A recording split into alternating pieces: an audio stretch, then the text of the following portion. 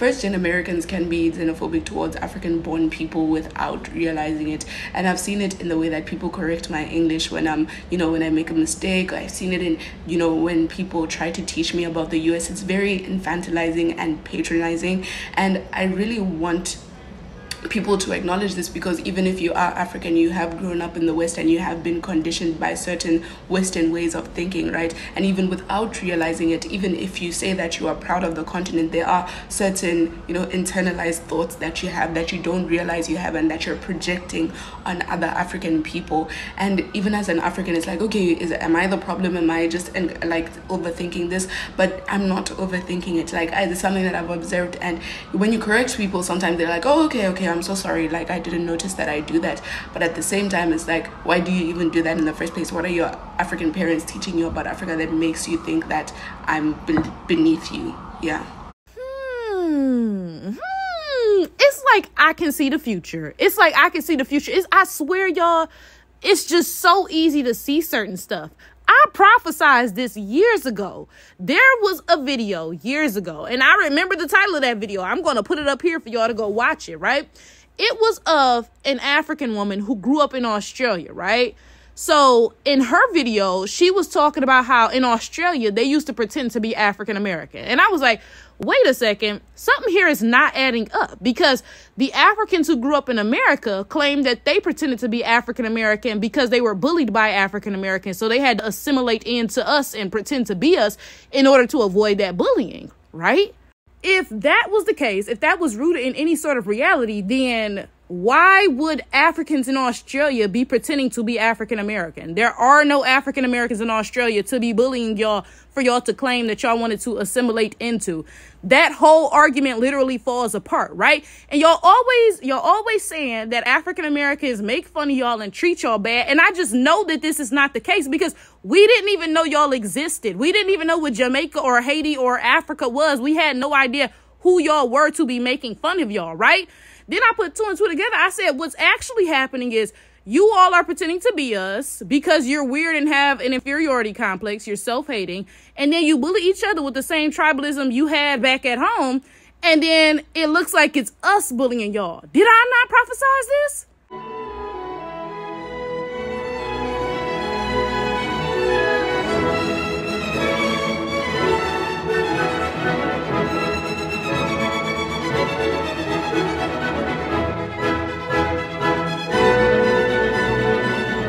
Now, isn't it funny how the truth always comes out in the wash? Here we are 2 years later, and an African woman from Africa is talking about how first-generation Africans, and she refers to them as American Africans. I guess she heard us saying that African Americans does not refer to them, so she's trying to think up a new name for them. Okay, the term sucks, but at least she's trying, right? So she's talking about how first-generation Africans are so condescending towards Africans from Africa, right? The only thing that is new about this situation is the fact that these first-generation Africans are openly acknowledging the fact that they are African. Before, they would have been looking down on Africans straight from Africa, but they would have been pretending to be Black Americans while they did it. I literally called this out years ago. Normally, y'all would have been walking around like, yeah, those Black Americans think they better than us. They made fun of me because I'm from Djibouti. Bitch, where the hell is Djibouti even at? This is my thing. To this day, the average African American knows nothing about Africa. They pay y'all no mind, right? I'm pretty much the only African American who knows anything about Africa. And that's saying something, because the little that any African Americans know is a recent development. 10, 15 years ago when we was growing up, we especially ain't know nothing about no Africa to be talking about, yeah, he from Congo. We like, what who the hell? What are y'all talking about, bro? But again, I told y'all this years ago. I said what's really happening is these people are making fun of each other, but they're pretending to be us while they do it. So we're the ones who are catching all the flack for this, even though we don't know who the hell they is. Let me tell y'all an example, in fact, okay? So when I was in 8th grade, that was 2010. That's when that earthquake hit Haiti, right? And it was a really bad earthquake, right? So my school told us about this because I went to a school full of Black people. I'm from Detroit, right? And we was like, who? What the hell was Haiti? Like, what are you talking about? And they told us Haiti is a country full of Black people. Then we was like, oh, we got to raise money. Of course, it's Black people, right? But my point in bringing that up is, how would we make fun of y'all for being Haitian when we didn't even know what the hell Haiti was. Like, what are you talking about, bro? And that's just an example, but that is the case with all of y'all countries. We had never even heard of y'all countries. How the hell would we make fun of y'all for being from places we ain't even know existed, right? What actually happened is y'all brought the same xenophobia and tribalism from your home countries to the United States and tortured each other using it, then blamed it on us. Like, be so serious. There is so much beef all over Africa, all over the Caribbean, literally, right? Do you think that that beef just magically dies when these people get to the United States?